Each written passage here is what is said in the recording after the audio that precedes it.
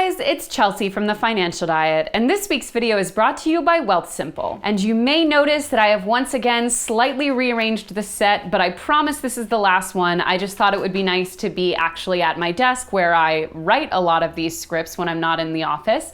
And now you get to be here with me when I'm filming them. And this week I wanted to talk to you guys about the flip side of the video that I did last week, which is 6 unfair costs of being a woman. As I sort of expected, the video was a bit controversial, and many of you asked me to do the same thing for men, which is interesting because we were already planning on doing just that. I think a lot of people took from last week's video that the sort of concept of it was that women are uniquely and solely impacted by really unfortunate gender norms that have financial consequences. But that's absolutely not the case. Really crushing notions of what gender is supposed to mean can be just as negatively impactful for men as for women. And one of the fundamental ideas of feminism is to really remove some of this crushing grip of those gender norms so that everyone can be free to be perceived as individuals without these preconceived notions that follow us around because of whether we happen to be a man or a woman. In researching this video, I was struck at just how many ways these gender norms really affect men in a financial and even life-threatening way, and I wasn't even aware of all of them. The point largely is that we should never pay for what society expects us to be because of our gender. We should move to a place where people are judged and perceived as individuals, and hopefully learning a little bit more about one another will be a part of that fight. So let's get right into it with 6 unfair costs of being a man. One of the most striking ways in which it costs men simply to be men because of how society raises them is in the cost of male loneliness. One of the most radical and radically increasing consequences of our notions of masculinity is the increasing social isolation and loneliness, particularly amongst middle-aged American men. Men are socialized, often from birth, to perceive the demonstration of emotion toward other men in a platonic way, or the development of adult friends, or the expression of platonic love as questioning their masculinity or even their sexuality. Men are taught from a young age to reserve all of this love and openness and vulnerability uniquely for their romantic partner. And this results in decreased platonic relationships as men leave areas of basically forced socialization like high school or college. Adult men simply aren't making and keeping new friends as they move through adulthood. And in fact, when surveyed, middle-aged American men cite 0 as the most common response when asked how many close friends they have. And this is a rapidly increasing phenomenon with huge social costs that is getting worse almost literally every year. A 2010 AARP study shows that 1 in 3 Americans aged 45 plus are chronically lonely, and those numbers are up from 1 in 5 just 10 years earlier. That's 44 million men and women at risk right now today. And long-term chronic loneliness is equal to smoking as a factor for early mortality. But the story here isn't just one of health risks. Groundbreaking studies by Judy Chu and Niobe Wei document the process by which boys are convinced to abandon their close friendships in order to better conform to the expectation of our masculine culture of emotional toughness. And beyond just increased healthcare costs, loneliness can be literally deadly. Loneliness can affect the mortality rate directly. Research shows that between 1999 and 2010, suicide among men aged 50 and over rose by nearly 50%. A large part of this increasing social loneliness is the deterioration of the social fabric that used to hold Americans together, particularly outside of urban areas. Things like church groups, leagues, clubs, etc. But the blame can't just be placed on those factors, because this is an increasingly male phenomenon. Adult women statistically have much easier times forming new friendships, expressing platonic love, and having diverse social groups well into old age. And this extreme loneliness puts an increased pressure on the spouses of these men, as well as the marriages themselves, to be everything for that man. Their source of social support, validation, friendship, etc. It's one of the reasons why it's such a pet peeve of mine when people refer to their spouse as their best friend. Because best friends have a meaning. Throughout our adult lives, those profound platonic relationships should have their own place and are increasingly cast aside for the one major relationship in our life. Point being, we teach men and boys to isolate themselves, and it's costing them enormously. Number 2 is an increased pressure to display wealth. Generally speaking, men feel an increased pressure to flaunt their paychecks and to prove that they can provide. Much of what we teach men in terms of their intrinsic value is around how much they are capable of being a provider. And because of this, on the whole, they tend to be overspenders in specific categories that center around demonstrating wealth. As psychologist Erica Martinez put it, regarding men showing success, I feel like it's modern man's way of demonstrating that he's a good provider to prospective mates, think peacocking, and the world at large that often judges men on what they can produce, while women wanting to live without debt and comfortably speaks to their desire for stability. And since men on average have more take-home pay to work with, they have obviously more to spend with. And that societal pressure to prove to what degree they can spend is one of the reasons that women are statistically better savers. Women are more likely than men to say that not living paycheck to paycheck, 76% of women versus 69% of men, and being debt-free, 72% versus 65%,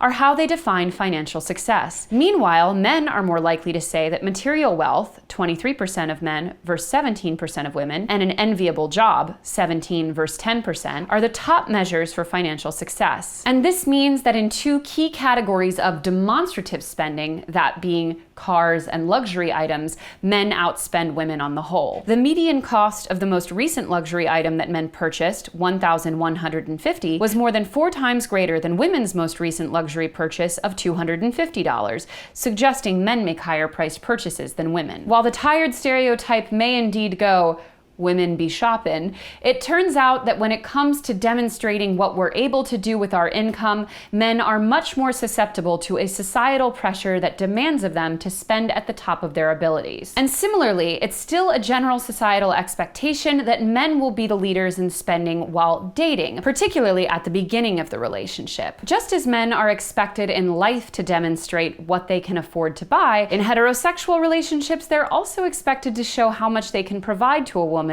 even when they've just met her. According to a Match.com survey by the Washington Post, men spent an average of $1,855 on their dating life in 2016, while women spent an average of $1,423. However, it's not just that women often expect men to do the paying in heterosexual dating situations, it's often men that are putting this pressure on other men. About half of men, according to the Match.com survey, think men should pay on dates. Only 36% of women agree. And the survey also shows that a shift is happening. Women are getting more and more likely to offer to pay for a first date or at least split the check, which may also be stemming from a desire not to feel like there are any obligations to return the favor. But ultimately, if the baseline assumption weren't that it was up to the man to impress and provide for the woman, even in this just meeting you context, it wouldn't seem so weighty whether or not the woman chooses or chooses not to help pay. But just like we expect men to show that they are the provider in many of these relationships, we also often expect him to show that he's the pursuer. For example, on the dating site OkCupid, men generally initiate about 80% of the conversations. And of course, when you initiate the proposition of possibly dating, it also follows that you may want to be the person to pay for that date. But ultimately, this norm affects us both, because women are often taught to be coquettish and need to be chaste,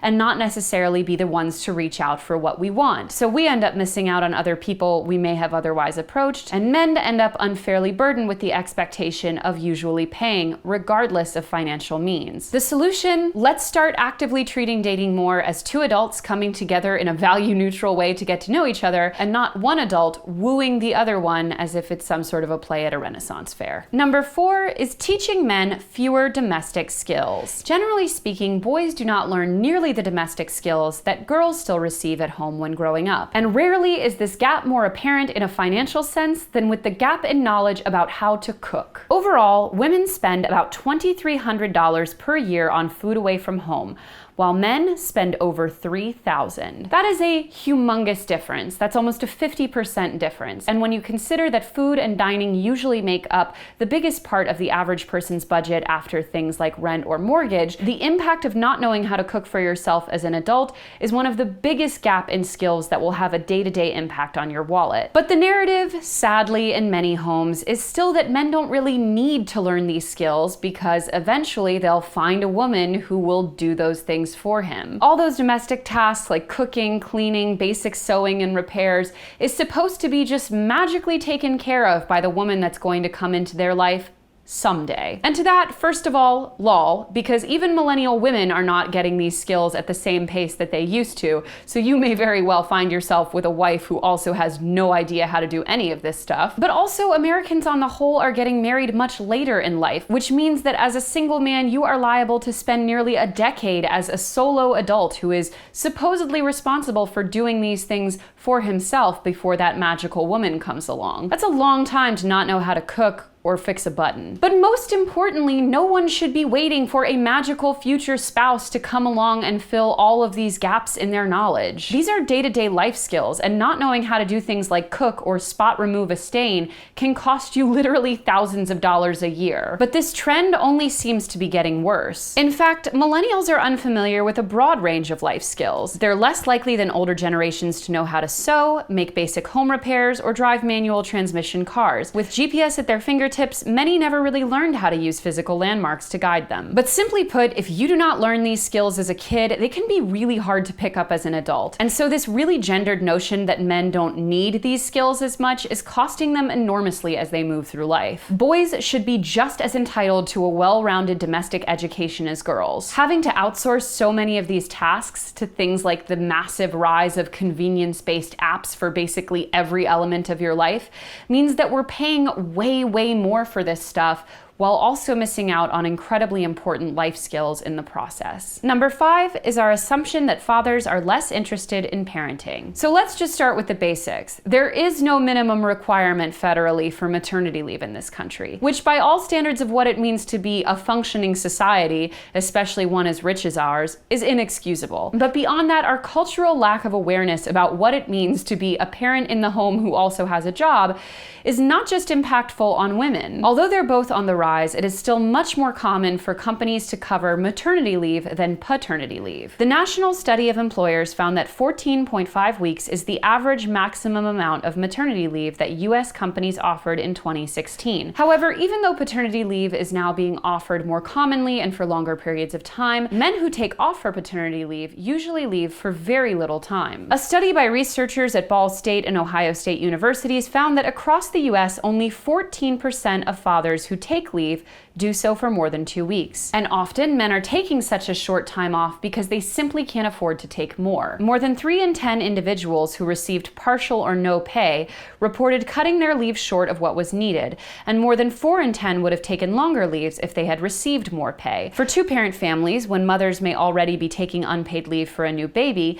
keeping a father's paycheck coming in may be critical, and having dads take unpaid time off is simply not an option. And this is especially jarring when you consider that in many countries, paternity leave isn't just considered an extremely important thing, along with maternity leave, to offer to employees, it's also very culturally accepted for men to take at its fullest. But gender norms are also heavily in place when it comes to the raising of a child at home, and not because the men feel less attached to being a parent than the woman. Dads are just as likely as moms to say that parenting is extremely important to their identity. Some 57% of fathers said this, compared with 58% of mothers. However, it is still more common for the father in a heterosexual couple to take on being the breadwinner. And this is so disappointing when you consider that the public at large generally agrees that things should be more equal in the workplace. A majority of the public, 67%, said having more women in the workplace has made it easier for families to live comfortably. And of course, people also have preconceived notions about who is automatically a better parent based on gender. According to one 2016 survey, only 1% of respondents said that fathers generally do a better job than mothers at raising a child. And this is my big takeaway,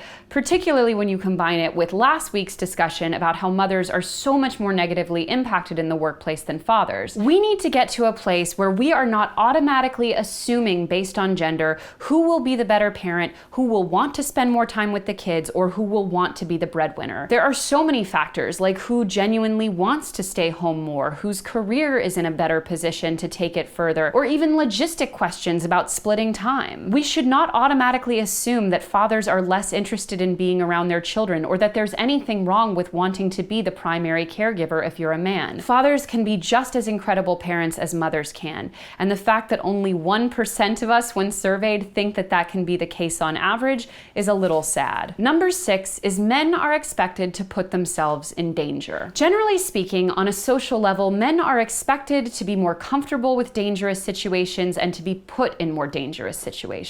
This is expressed most notably in the workplace, where men routinely work more hazardous and life-threatening jobs. In 2015, for example, there were 4,836 workplace deaths, according to the Bureau of Labor Statistics. Of those, 4,492 were men and 344 were women. In other words, men suffered 93% of workplace fatalities that year. This wasn't some aberration. From 2011 through 2015, men accounted for 92.5% of all workplace deaths. There is still a very gendered, kind of Titanic-esque notion that men should generally be more comfortable and ready to put themselves in hazardous and even life-threatening conditions. And as a result of this gendered expectation that men should be fearless in the face of this danger, fewer safety considerations are put in place in many of these workplaces. And this perception of being risk and danger prone even reflects itself in things like men on average being charged more for car insurance, because the assumption is that because men on average tend to be more risk-taking and dangerous drivers, every man will be. Even if you're someone who has no desire to put yourself in physically risky situations, there is a really strong tie between your masculinity and your preparedness to put your life at risk. And that should be hugely alarming, because no one, including the lower income men who are often working these jobs, should be considered in any way less valuable or even disposable on the job or in life. We should demand more workplace safety rather than demanding that men man up by being okay with the risk of serious injury or death on the job. The point is, this notion of hypermasculinity and danger and risk and all of the other things associated with what it means to be a man affects us in very literal ways, like in workplace deaths, but it also isolates us socially, like the great phenomenon of lonely middle-aged American men. It makes us less able to fend for ourselves, as in men who are not learning basic domestic skills, and it generally means that men are assumed to come with a ton of notions about who they are and what they want, even down to being less interested in raising their own children. Just as with my last video, I hope that the biggest takeaway can be that we should not be defined by our gender. We should be defined by who we are in life and what we want, what actually matters to us. And if you are someone who is looking to build a smart and valuable future for yourself, regardless of gender, you should check out Wealthsimple. Wealthsimple is an online investing service that is as simple and human as it gets. They'll build you a custom portfolio to fit your personal needs, goals, and timeline. Just answer a few simple questions about your financial goals, and they'll manage it for you on autopilot. Set it, forget it, let it go to work in the background, and drown out the noise along the way. They also offer a socially responsible investing portfolio that invests in companies that support gender diversity. You can set up automatic deposits from your bank account, as well as set up a smart savings account with higher rates than big banks for your shorter-term goals, your wedding, your next adventure, or that handbag you need. The fees are much lower than traditional investors, and TFD viewers get a $50 cash bonus for getting started. Check them out at wealthsimple.com/TFD or use the link in our description. You can get started with literally $1 and it only takes a few minutes. No excuses. As always, guys, thank you for watching, and don't forget to hit the subscribe button and to come back every Tuesday, Thursday, and Friday for new and awesome videos. Bye!